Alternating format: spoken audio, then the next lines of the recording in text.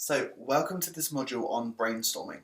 Now, brainstorming is something we hold essential to EYP, but I'm going to start this module by saying almost every method, or the majority of the methods we use in EYP for brainstorming, are absolute crap.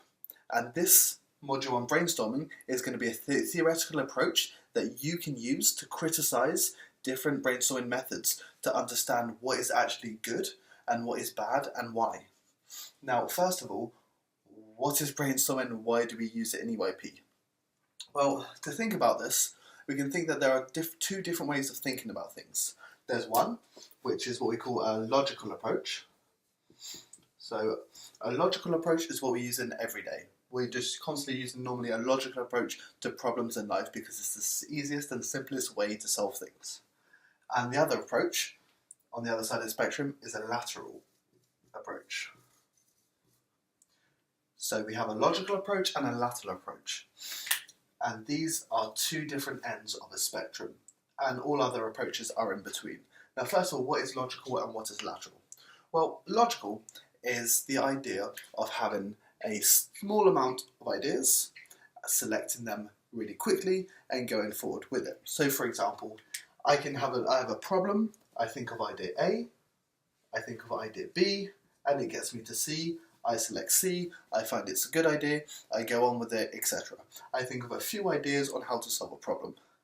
However, a lateral approach, I can start with A, but then I jump over to J, come back up to Z, before going back down to G, and then maybe also finding C to be the best answer, or finding something a lot more innovative in between. So at the moment this looks really, really theoretical, but a better way to think about this would be, for example, in this room, let's say I had to escape. I needed to leave right now. A logical approach, I'd see the door, I'd see a window, and I'd think, okay, window, pane if I fall. Door, a lot easier, so I'll walk out the door. Very simple, very easy. This is a logical approach because it's nice and easy we use this. A lateral approach, I wouldn't qualify ideas. So I wouldn't say the door is better than a light switch or something. So I'd say there's a door, there's a wardrobe, there's a bed sheet, there's a window, there's a light, there's a towel, there's a sofa. And I'll take all these different ideas and start to match them together and generate more ideas. And then suddenly I realise if I put my bed sheets together, I could actually hang that out the window, throw my sofa, land on my sofa, and I'm outside the door, outside my building a lot faster than I would have gone out the door. So it's a very dramatic, very innovative idea that I can generate, but it's only through not qualifying ideas, not saying this is good, this is bad, but just generating lots of ideas and drawing links between my ideas to generate more. So we call this more of a creative approach. So these are the two main differences between lateral and logical thinking. Now in EYP, we do our best during committee work to push delegates to think laterally as opposed to logically. Because we know that normally they're going to solve things on the logical front, but if we get them to think laterally, they can be a lot more innovative with their ideas. Now, this is where brainstorming comes in.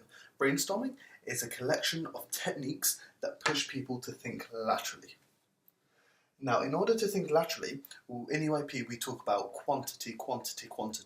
And yes, quantity is extremely important for lateral thinking. So I'm going to put here that there are three main criteria. There are three main criteria that will separate something from being a logical process to a lateral process. The first one, like we just said, is quantity. So I just write here quant.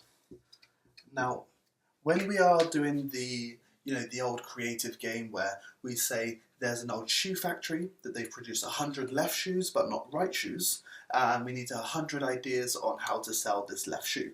We pass the shoe round, we go round, etc.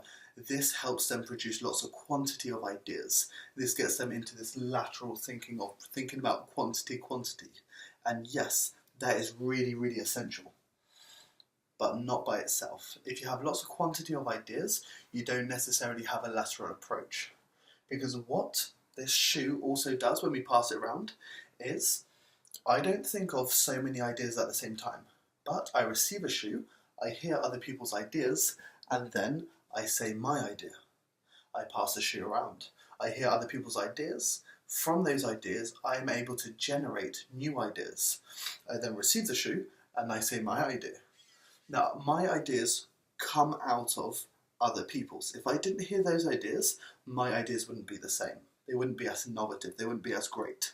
So this is what we call links.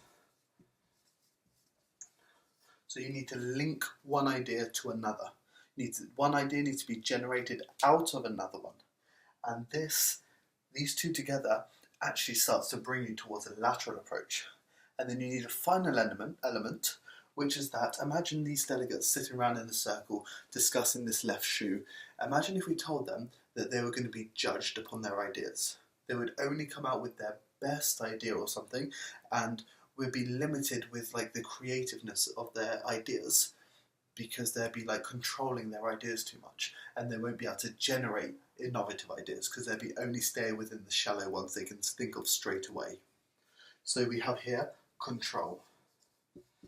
So to be more lateral, you need not to have control. You need a lack of control over your ideas. Now, this may seem a bit theoretical at the moment, but I'm going to give you a great example. A few years ago, I was in Lithuania. And in Lithuania, in the chairs team, our president gave us lots of different material, lots of committee work material, and asked us to build a tower as high as we could. Now, after we got about maybe 10 minutes to build it, after 8 minutes we built a small little thing that fell over, we were failing, everything was going bad, and we had no ideas. I got bored. I started putting post-its on someone's forehead because I was bored. Now this, in normal life, people would say this is a stupid idea.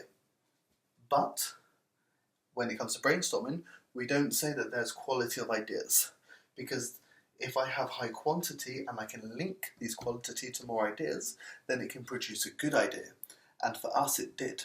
Somebody seeing me sticks this post-its to someone's head for a joke, thought, why can't we attach all this material to someone's body? And someone took the idea and said, we got someone who's like 1m85 or 1m90 in our chairs team. Why can't we just stick it all to him? Oh, that's perfect. We can just stick everything to him and then I can hold him up. And then we can build, I don't know, a tower thing for him to hold, etc. And then all these ideas started jumping one on top of each other to build a really, really great solution to the problem that we had at the end. But all of this started with my stupid idea of putting post-its on someone's head. Now this is why having a high quantity, not controlling your ideas, and allowing your ideas to link to one another's creates innovative solutions. That's why in EYP we say there's no such thing as a bad idea. It's because it can be a shit idea, but it can produce good ideas. And if we don't allow ourselves to look at the shit ideas, then we won't have the great ideas to follow. So this is the theoretical side of it. Now we're going to apply it to actual brainstorming methods. Now there's the one classic EYP brainstorming method where we give every delegate a massive pile of post-its, maybe 10, 15 post-its, and we tell them to write as many ideas as they can, one per post-it on the thing. And they do that. And then you collect all the post-its up, you put them on a flip chart, and then you start working. They call that brainstorming. Well, has it got a high quantity of ideas? Probably. If you're doing about 10, 15 ideas per delegate with a committee of like 10 delegates, that's between 100 and 150 ideas. That is a large quantity, yes. Are there links between their ideas? No. Everyone is only limited to their narrow view of things. They cannot actually take other people's ideas and build them to be better. So they're currently just limited to their own perspective, and I have to push myself to write all different ideas, but only from my point of view and without being able to bounce ideas from other people or get new ideas from them. So we don't have hardly any links here. Control? Well, we may have a bit of control. If they have to write lots and lots and lots of ideas, they're probably going to have a lot less control, but we still have a little bit. But the main thing here is that our classic EYP method does not allow us to link ideas between. So it is literally going towards this logical approach rather than a lateral, because it just doesn't allow us to be innovative. Now, how can we change that? What other methods are there? One great one, known as backpackers, known as hitchhiker's method. It goes by all different names.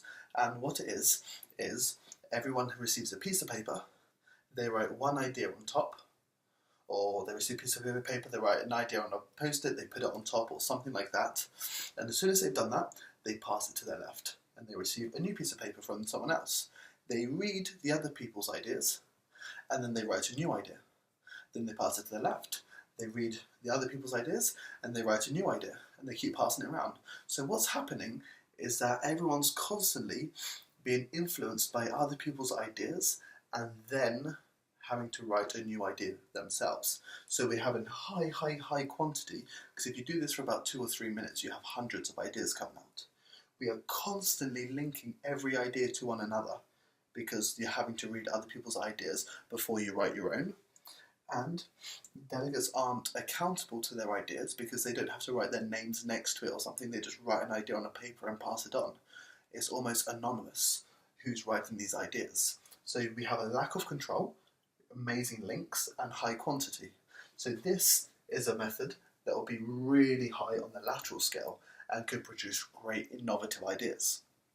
There are all different methods that we could use in EYP. And what I would love for you guys to do is just to think about what methods have you used, or what methods can you find online or stuff like this about brainstorming, and then apply these 3 criteria independently to it and think, is there a high quantity? Are these quantity linked? Like, are people's ideas linked between each other? And are they controlling their ideas? And if there's issues within these, you can think to yourself, how can I change this method for it to be better? For example, the method I tend to use is I like to use a normal EYP brainstorming method, classic one, but change it a little bit. I give everyone 2 post-its each, tell them to write 2 ideas, only 2 ideas.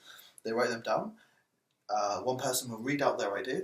I pick it up, I ask if anyone's got the same idea, collect the same ones, put it on the flip chart, keep going around and do all of that so they get to listen to everyone's ideas.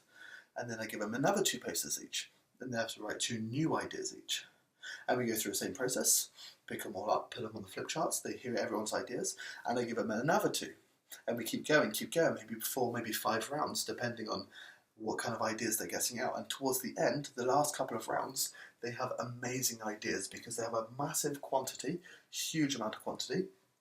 They're constantly linking the ideas because they have to hear each other's ideas every 2 ideas. They're just always hearing other people's ideas and then having to see them on the flip chart and then build new ideas afterwards. And with this method, you do have a bit of control because they're held accountable for their own ideas. So that's true, but you do have a great amount of links and a great amount of quantity, which makes it quite a lateral method. So you can think about other methods and apply these criteria to it and think to yourself, am I pushing my delegates to be lateral, or am I just staying within the normal logical realm? And I hope this will help your committee work and the resolution in general.